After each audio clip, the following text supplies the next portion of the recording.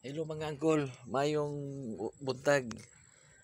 Diri dita sa Kapilya Kol, magtagbo ta kay naisiminto diri nga gamit na among gamiton kay basig mugahi ni. So tungod kay gamay ra man be kay busy man ang mga tao, hinahinay lang gyapon mi og masa.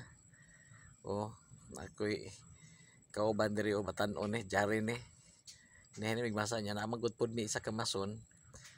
Siya pod ang bahala nga o plastar. So mao gud imong trabaho unkol, gamay ra gud siya kayo. Unya kay wala may isuhol kay pagtagbo ra man, hinahinay lang namo ni hangtod human para makarelax sa pod mi. Humo ni siya nga mo ang kitchen nga bahin sa mo ang Kapilya Kol, among gipadak-an gamay kay mayo na lang daghan og sulod duag siya lihok-lihokan.